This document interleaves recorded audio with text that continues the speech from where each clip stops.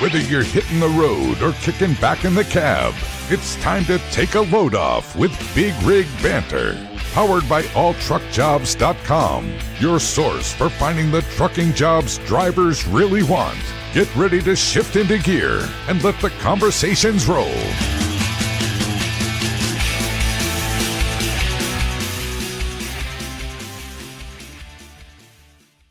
All right, I'm here with Rachel Muncrief, the Program Director for Heavy Duty Vehicles for the International Council on Clean Transportation. Rachel, how are you doing? I'm doing well, thank you. Good. So this topic is all about clean trucking. You know, our truckers are out there, and it's definitely something that's been in the news lately. But why is it so important for the transportation industry, and especially the trucking industry, to start thinking about clean trucking? Yeah, great question. Well, I mean, of course, there's a couple different perspectives on that. I mean, there's definitely the sort of the climate perspective. If you think about it, the transportation sector is actually the largest sort of CO2 emitting sector in the U.S., and trucks are responsible for about a quarter of that CO2 emissions. So it's not happening as quickly as, you know, people like me would want it to, but there's definitely this growing momentum towards sort of decarbonizing the transportation sector. But then if you think about it from a business case, there's also a huge business case there. I mean, fuel is one of the largest costs when it comes to trucking, and fuel prices are very volatile. I mean, from what I understand, they're actually kind of back on the rise again. They've been low for a while. If one long-haul truck in 1 year could end up spending about $50,000 or more just on diesel fuel. And if you think about that, if you can do something to just save 1% of that, that's $500. If you can do something to save 10% of that, that's $5,000, you know? And I think it's important to understand that not all trucks on the road at the moment are getting the same fuel economy. There's some really efficient trucks on the road right now. So you could have two essentially same long-haul trucks on the road, like doing very similar driving routes, very similar payloads. But you could have one truck that's potentially being operated about 30% more efficiently than the other. And if you think about it, that puts a huge advantage on the more efficient truck. I mean, they have a competitive advantage. They can charge less, make more profit. And so I think it's really the bottom line is efficiency is really key in the trucking sector. And what are some ways that either the truckers or the companies themselves can kind of retrofit their vehicles to be more fuel efficient and more green? Well, obviously, if you're buying a new truck, there's many, many options that you can select that are basically options that will give you more efficiency on the road. But even if you want to do something with your existing truck, there's actually a lot of options. And most of the devices that I'm aware of would actually pay back for themselves pretty quickly in fuel savings. So the first one I thought to mention would be devices that would make your truck more aerodynamic. So you've probably seen a bunch of these different ones on the market. The most common one that I'm aware of is the side skirt for the trailer.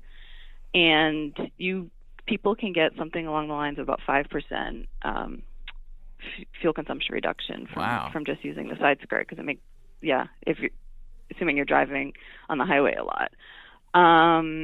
Another one is your tires. I think people don't pay as much attention to tires sometimes as they should.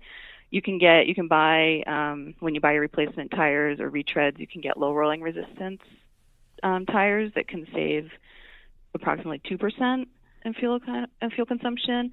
And then also important to keep your tires perfectly inflated, and that's not expensive to do, but they do have actually, automatic tire inflation systems. I think the rule of thumb that I've heard is about 10 psi below recommended tire pressure is about a 1% fuel penalty. Wow. So you really have to keep your tires all inflated. The third one that's really important is idling, reducing idling. I mean, idling is essentially wasting fuel, in my view. You're probably burning about a gallon of fuel an hour when you're idling. And many trucks that I've heard, you can be burning like 1,000 gallons or more per year idling. Wow. So it really adds up. And they have, auxiliary power units that you can use if you want to obviously keep your in the cabin, power, whether you're hoteling and all of that. There's also many truck stops have electrification systems that you can use. So And just to go There's back also the benefit of that you're not. Yeah, just to go back to something you said earlier, you said a lot of these will pay for themselves. Is it? I think that's the huge thing for truckers. Is it possible for truckers to become clean drivers without breaking the bank? Because I think the initial investment kind of scares some people away. What I always think of, I wish I had a solar-powered house, but then I think of the cost of all the solar panels, things like that. So I think that's maybe a misconception that a lot of drivers have. Yeah, and I mean, I agree. You do have to sort of pay the upfront cost, and I think one of the reasons a lot of people are sometimes hesitant to pay that upfront cost is because they're not necessarily convinced that this is going to work for them. But I mean, the good news is there are some organizations out there that are actually doing sort of independent testing of a lot of these technologies, so you can have a little bit more confidence, like that the systems are going to work for you and that they're going to pay back. I mean, I think most of the technologies that I just mentioned would pay back for themselves in less than 2 years, and some of them even less than a year.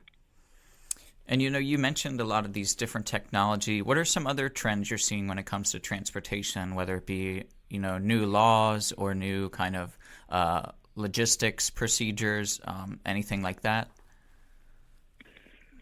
Well, actually, the biggest trend that I kind of mentioned this at the beginning, in the move towards decarbonization, is I think we're going to be seeing over the next few years some of the sort of electrified or zero emission technologies finally moving into the regional and long haul sector. I don't know if you've been sort of following any of these announcements. We've seen this company Nikola that's making a fuel cell long haul truck. Tesla is coming to the market with a battery electric truck, and even some of the regular OEMs like Daimler, Cummins, Volvo are offering Class 7 and 8 electric trucks. So I think that's going to be something really to watch, and that's something I'm very excited about. Well, awesome, Rachel. I thank you for joining us on the podcast. Is there anything else you'd like to add? Anything coming up? Any new initiatives for ICCT? That's a good question. I don't really have anything else on this to add. I mean, we're just going to be continuing to work on, improving truck efficiency and reducing emissions in markets around the world. Awesome. Well, I thank you once again. That's Rachel Muncrief from the International Council on Clean Transportation. Rachel, thanks so much. Thank you. Thanks for tuning in to another edition of Big Rig Banter. For your next job, check out alltruckjobs.com, the premier online source for finding the best driver jobs in the country. Browse hundreds of positions by freight or driver type to get back on the road with confidence. Click subscribe to keep the conversations coming. Until next time on Big Rig Banter.